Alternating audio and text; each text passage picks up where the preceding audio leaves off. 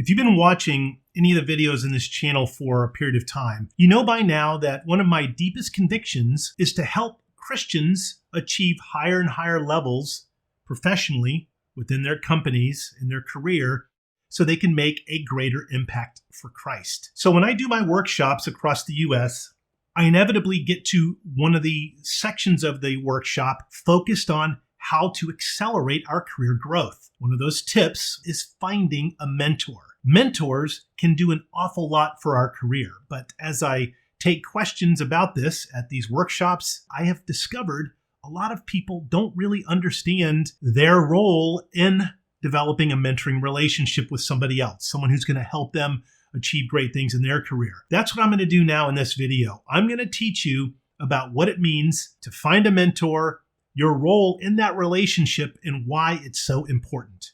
Hi, my name is Shawn Sommerkamp, and this is Motivationeer Christian Coaching.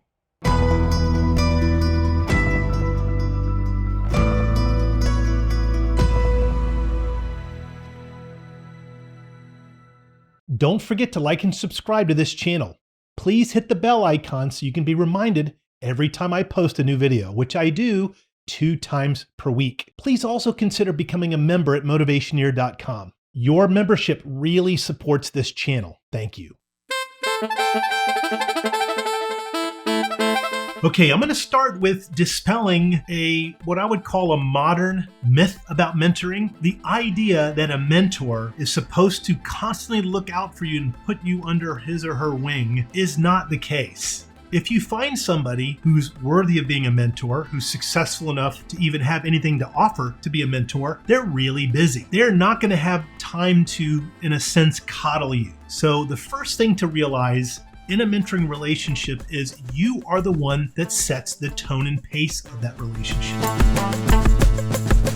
Of course, this is after they have agreed to be your mentor, but you are the one who's going to be setting up the phone calls, creating the agenda, sending out the meeting invite. Once you're on the phone, starting the conversation, and then, in a sense, kind of downloading all the wisdom from that mentor. That's your job. I have met professionals today that have been, kind of their feelings are hurt because their mentor never reaches out to them. It's because they didn't really understand the mentoring relationship well. The first and most important thing to consider is you are the one that kind of manages and oversees that relationship. I eventually get to a point where, after I mention the importance of getting a mentor, people ask me, well, how do I get one? And why would they say yes? So the next tip I want to share is the importance of choosing a mentor that has reached a level where you want to someday be. That even means in the industry that you want, the career path you choose, the profession and skills that you want. For example, as an executive coach, I would probably not ask a successful baker to be my mentor. As much as I love to be around bakers, I know a few right now that are pretty amazing. If I want to be a professional musician, I wouldn't find a chief financial officer to be my mentor. You really want it to be somebody who has achieved what you hope to achieve with your career. Then just take the bold step of reaching out to that person.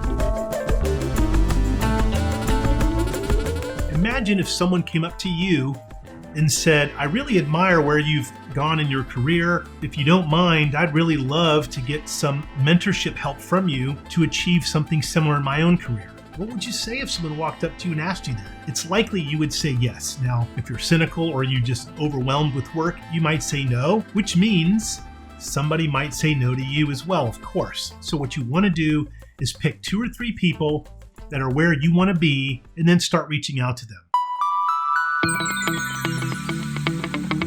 And then finally, in the mentoring relationship, what you want to do in order to get the most out of it is be a great listener. What I have found, even in myself, honestly, is I get to the point where the mentoring relationship is going really well, so I just take on this mode of wanting to impress my mentor. So I try to race ahead of my mentor during these conversations and show him, in my case, it's always been a him, how much I know, how much I've learned. That's really not the best way to go. It's always best to be a great listener. Interestingly, the Bible is chock full of great mentoring relationships and stories. We can find these from beginning to end I'm just going to name a couple here now for your reference. Maybe you can do a little research on each one of these. Moses had Jethro, his father-in-law, to mentor him. Joshua had Moses, the leader of the Israelite people, to mentor him. Samuel had Eli. Elisha had Elijah. Esther had Mordecai. He helped give her advice to make sure she was able to reach and achieve what she wanted to reach and achieve. The apostles, of course, had Jesus. Paul had Barnabas. Timothy had Paul. And lastly, Apollos had Priscilla and Aquila. These are just a few. I recommend you look into what made these mentoring relationships so dynamic. And what I think you'll find is there's always a place of humility in the mentee, which is what you would be. Identify who you want to mentor you, reach out to them. You're the one that manages the relationship. You set up the meeting, you write the agenda, you try to download the wisdom from them as a great listener. Of course, as always, I say pray that God will allow you to find favor in their eyes, and then just go for it. If you have people that say no, keep asking others. Eventually, you'll find someone who is very excited to mentor you. Thanks for watching. Please like and subscribe for 2 new videos each week. Tell me in the comments below about your career situation, and I'll make a video for you with a shout out. You can also become a member at motivationeer.com. Your career is not just a way to make a living, it's a way to transform the world.